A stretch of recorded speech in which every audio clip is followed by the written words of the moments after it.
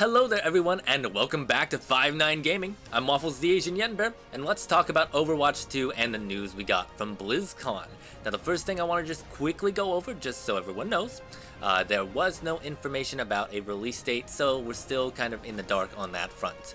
I'm sure that's left a lot of people, myself included, feeling a little bit disappointed with the presentation, but we still did get a lot of important details, so those are things I want to talk about today. The first thing I want to mention here are the 3 maps that were shown a little bit and talked about.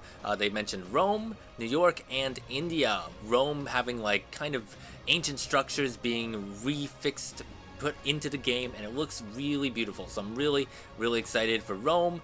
New York, they just briefly mentioned it looks like a very futuristic New York. Definitely made me have those Spider-Man vibes when I heard about it, so I'm happy to see New York there. We've got India come in, which they showed just very briefly while they were talking about other sections. They didn't really mention it in the map section, they kind of just mentioned it while they were talking about cutscenes, I believe it was. But those 3 new maps should be a lot more that we'll see, but really exciting. The next thing though I do want to talk about, which is really cool, I'm really happy about this, are the PvP updates to the roles. First, they're trying to do new role passive, so basically all of that role, all characters in that role would have this kind of passive. So all tanks will have knockback resistance, and they will give less ult charge when they're hit in Overwatch 2, not in Overwatch 1, just Overwatch 2. DPS will have a movement speed bonus, and supports are going to heal after not taking a certain amount of damage, kind of similar to how Mercy's passive is right now, but they specifically mentioned it would be a scaled down version of that. Tanks in general will also be getting a rework. Basically, they want to change it from protectors, where you kind of sit in the back, try to make sure your supports are healthy and happy, and change that more into the brawler playstyle. They talked a lot about Reinhardt and how they wanted to make it more so they could capitalize on players' instincts to just run in, and of course those Reinhardts that just charge in, they're going to make it a little bit easier for you basically. They're making it so you can cancel his charge after a certain point.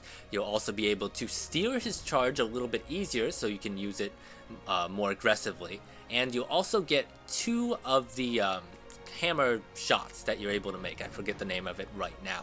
So instead of just the 1 you have, you'll get 2 charges for that. So yeah, Reinhardt's getting a huge rework. I'm assuming most of the tanks are. They really want to change tanks. They really hit on that point, but they want to really change how they play.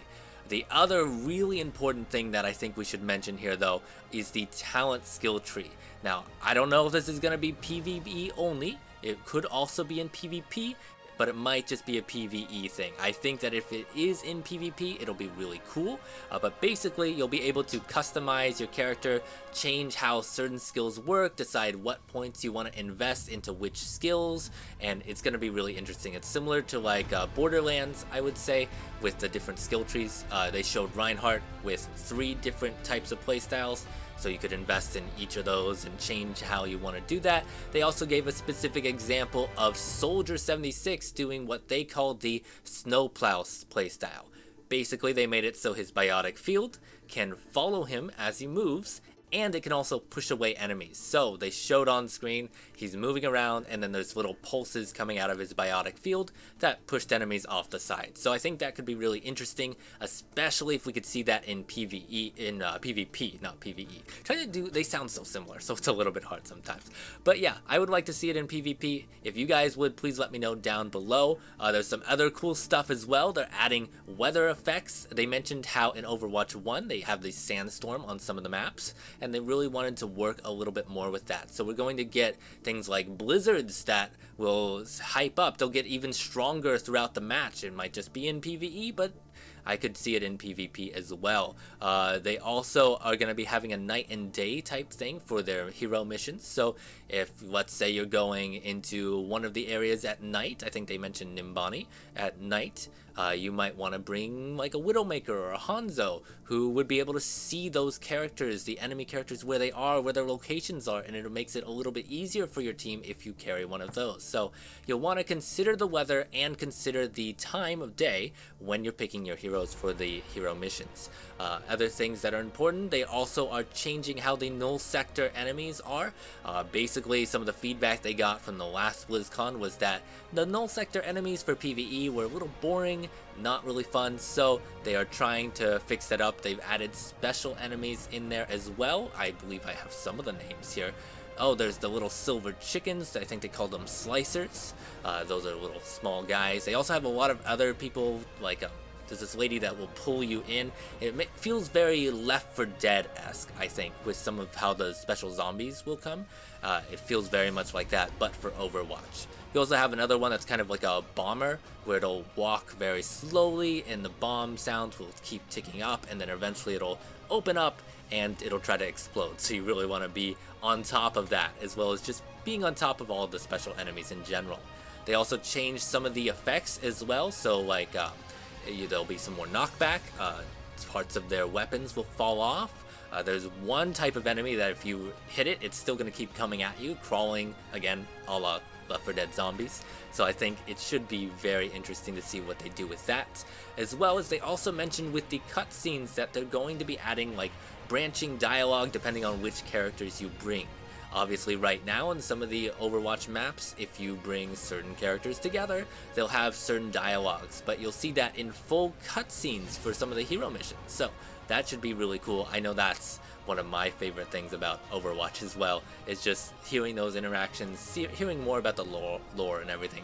It's pretty good. It's pretty good. Some other small stuff they mentioned, there's new outfits. Obviously we kind of know a little bit more about that, but they showcased McCrees, Pharahs, Reapers, and Widowmakers. All those look very cool, very sleek.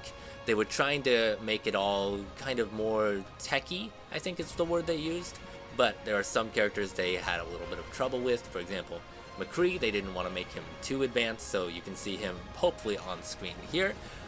Other things, there are a couple other mission types in different kind of modes they want to do, like Wall of Death was a hero mission, where it's essentially looked like there's this kind of wall coming towards you.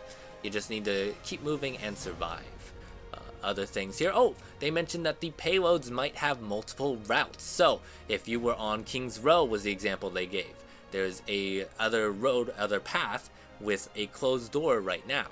But in Overwatch 2, that might actually open up and you might be taken down a different path than what you're used to. So you might have to strategize around where are the high points in each area and which way is the payload going, so I know how am I going to react to that in the game. So I think that's a very interesting change as well. I think overall, they mentioned a little bit more about Sojourn, who now we know has a railgun type weapon. So accuracy is going to be important, but it's not going to be accuracy in the way that a sniper would play, where you have to be off on the side, kind of just making sure you're hidden and aiming. Here, you can go right into the fray, but you want to make sure you're hitting accurately so you get the max amount of damage for her. Not too much else was actually leaked about her, so I'm sure we'll see more of that in the future. But I think that about wraps things up. This is all the details they mentioned for Overwatch 2 during BlizzCon 2021 in a simple and hopefully easy to digest video for you guys. Thank you guys again for watching, and I hope you all enjoyed this video. Have a good day, a good week, a good life, and make sure to subscribe to 5-9 Gaming for more details and updates whenever we get them for Overwatch 2.